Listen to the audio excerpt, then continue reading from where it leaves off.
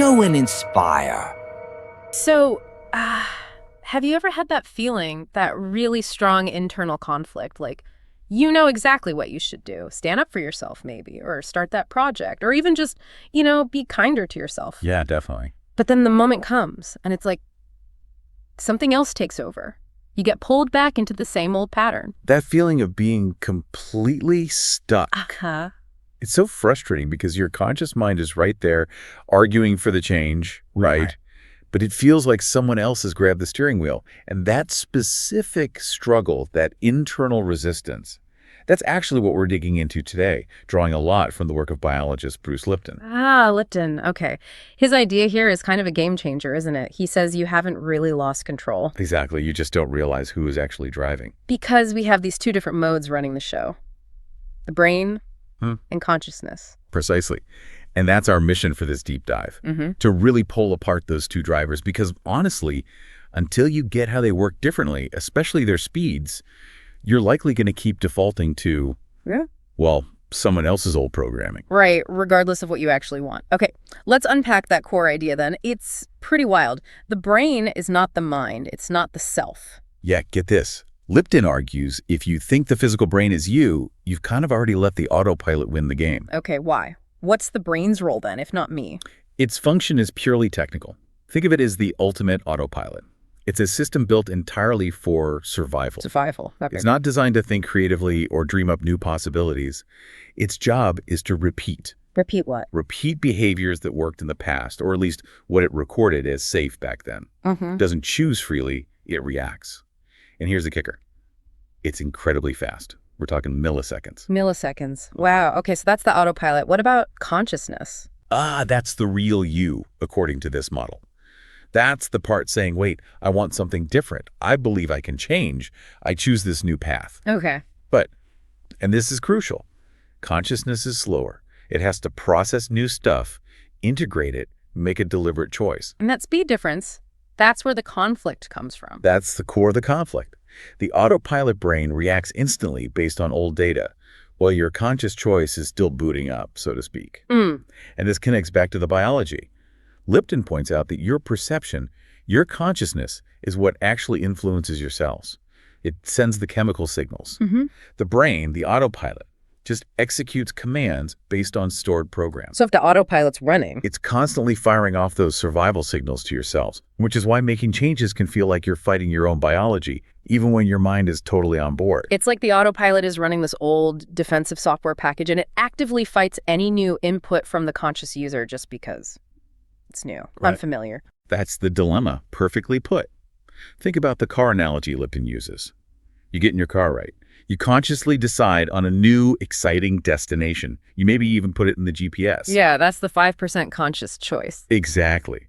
But the subconscious, that 95% autopilot, doesn't wait for instructions. It just switches itself on. And bam, before you know it, it's driving you down the same old road to the same familiar, maybe not so great place you went yesterday. The place where you always end up feeling small or stuck in that job you dislike or repeating that same argument. Precisely those places. The autopilot kicks in the second you wake up, often. It whispers, quick, check the phone, see what approval you got overnight, scan for threats, stick to the routine, stay safe. And consciousness, the part that actually wants growth and freedom, is just yelling from the passenger seat. Pretty much. So we need a mindset shift. The brain isn't the driver, it's more like an instrument, or maybe a highly detailed map, a map that might have some outdated routes on it. Okay, consciousness is the traveler then, the one who's supposed to be reading the map and steering. Right. Consciousness is the driver, the traveler. The brain is the vehicle and the preloaded map.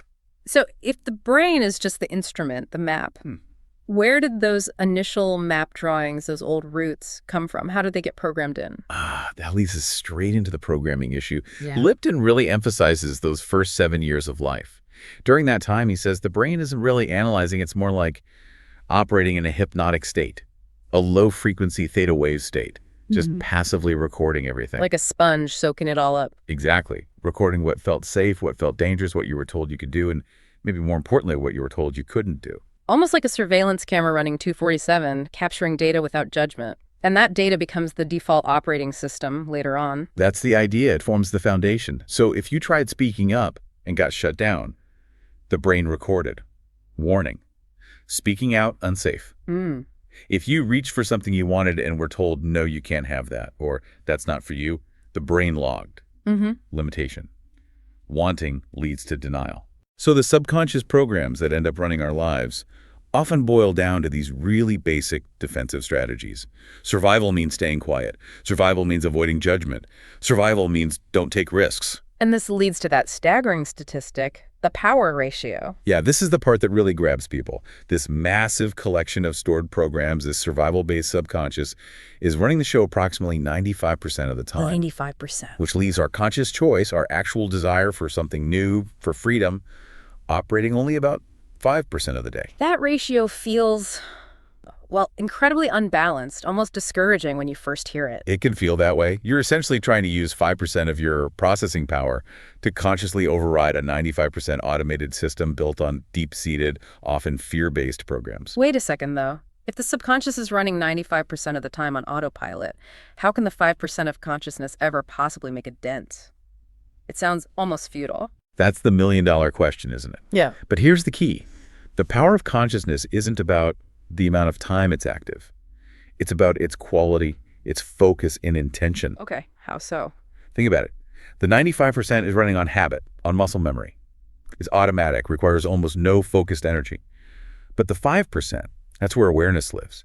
The 5% allows us to observe the 95% program running. Ah, so observation is the first step, just noticing the autopilot. Exactly. That conscious observation is the interruption. It's the moment you can potentially step in. Without it, the 95% just runs unchecked. So we need to become really good at spotting that internal alarm system, that moment the brain freaks out because we're deviating from the usual script. Precisely. Yeah. Because whenever your 5% consciousness tries to assert itself, okay, I'm going to do this differently, Yeah. the 95% brain system immediately flags it. Danger. Danger. You're leaving the known territory. Go back. Retreat. And we usually mistake that alarm bell for actual legitimate fear or anxiety, right? Yeah. Often, yes. When really, it might just be the autopilot program doing its job, defending its turf, Yeah. trying to maintain the status quo it knows. The sources use that phone analogy too, which I found helpful. It's like we get this amazing new smartphone, our adult mind, our potential, Right. Powerful hardware. but it comes preloaded with all these weird apps and settings that someone else installed ages ago during childhood. Foreign apps, exactly. And they're running silently in the background, using up battery, influencing how the phone works, dictating our actions without us even realizing it. And the real challenge is recognizing those programs aren't ours. They aren't native to who we want to be now. That's the core task. To start living your own life, you have to stop just using those default settings. You need to consciously choose your settings, install your apps. It means resetting that subconscious program. But crucially, it has to be done systematically. You can't just wish it away. Okay, so how do we actually do that? How do we make the switch? It sounds like it needs real consistency. You mentioned a method based on Lipton's work and neuroplasticity. Yes, the idea is to systematically re-educate the brain, making the autopilot start obeying the conscious driver. It's done in small, focused steps. It's not really meditation in the traditional sense. It's more like brain training. They call it the 7 minutes to new management practice. 7 minutes. Okay, that sounds manageable. What's the logic behind it? The fundamental logic is that you have to teach the brain that the new way, the conscious choice, is actually safe. Since the brain learns primarily from past experiences. We need to give it new past experiences to reference. Exactly. We need to consciously create new reference points for it. Okay, let's walk through the rationale, maybe the first few days of the 7-minute practice. Day 1 is about awareness. Right. Day 1, stop and ask. It's pure observation. You take 7 minutes, maybe close your eyes, and just identify 3 to 5 things you do automatically. Things you repeat without conscious thought. Like grabbing the phone first thing, or automatically doubting yourself when you get a new idea, or maybe that knee-jerk fear of saying no. Perfect examples. You just notice them and acknowledge. Okay, that's the brain's program running. You're just tagging them. And day 2? Day 2. Mark the activation. This builds on day 1. Throughout your day, you try to catch the exact moment the autopilot engages for one of those habits. The instant you reach for the phone or feel that doubt creep in. And what do you do when you catch it? You mentally, or even quietly out loud, say, this is the brain. This is a program. I can choose differently. You're interrupting the automaticity. You can't change what you don't see happening in real time. Okay, observation first. Yeah. Then day 3 sounds interesting. Dialogue with the brain. Why talk to the brain? This is super important. because the brain, the autopilot system, isn't your enemy.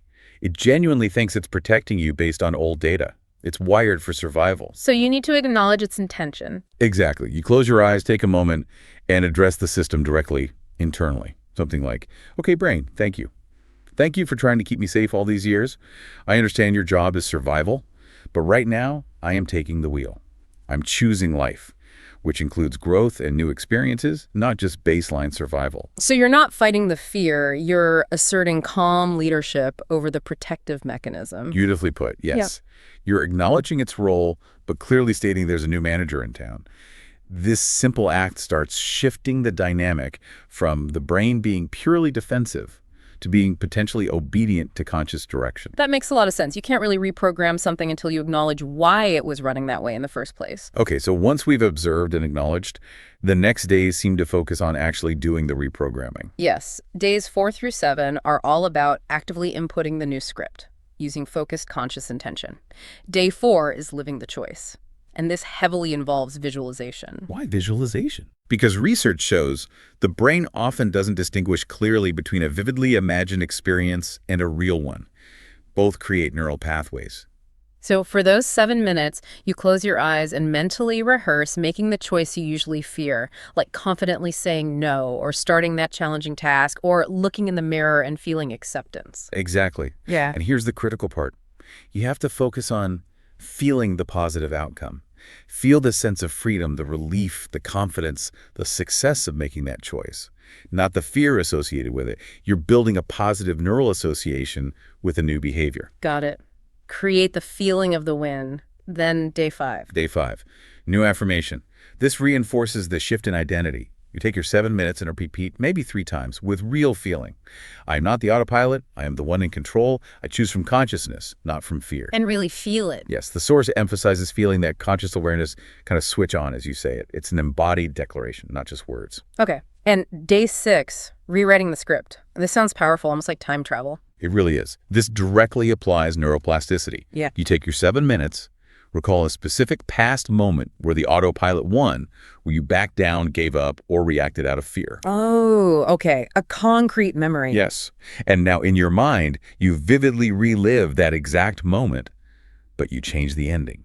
You see and feel yourself making the conscious choice you wish you'd made. So you act differently in the memory. You act differently. You feel the strength, the determination, the freedom that comes with that new choice within the old scene. You're literally overlaying the past memory with a successful conscious outcome. You're giving the brain new data about what's possible, even retroactively. Wow, that's essentially creating a new past for the brain to learn from. Okay. And the final day? Day 7, declaration of new management. This is the consolidation. 7 minutes to firmly state, internally or out loud. Okay, I have switched control. I am no longer primarily following the autopilot. I live from consciousness now. I choose. Thank you.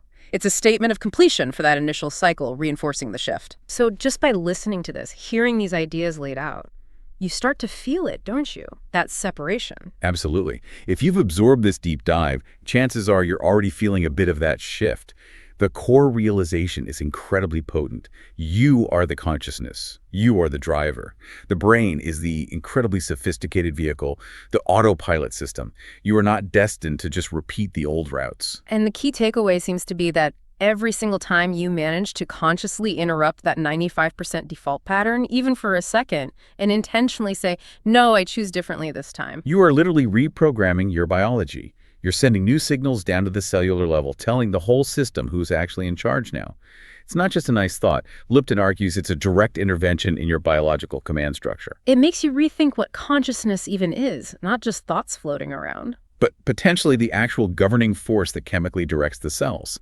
If you can truly harness the focused powers, that 5% conscious awareness, you can, in theory, guide the 95% autopilot. So the final thought for everyone listening is, what does this mean for you right now, today? Yeah. What could happen if you genuinely committed just those 7 minutes a day? Not as a chore, but as an act of taking back the wheel. What new past could you start creating for your brain to reference, guiding you towards that future you've only consciously dreamed about until now? Know and inspire. Subscribe and like, because it will be more interesting further.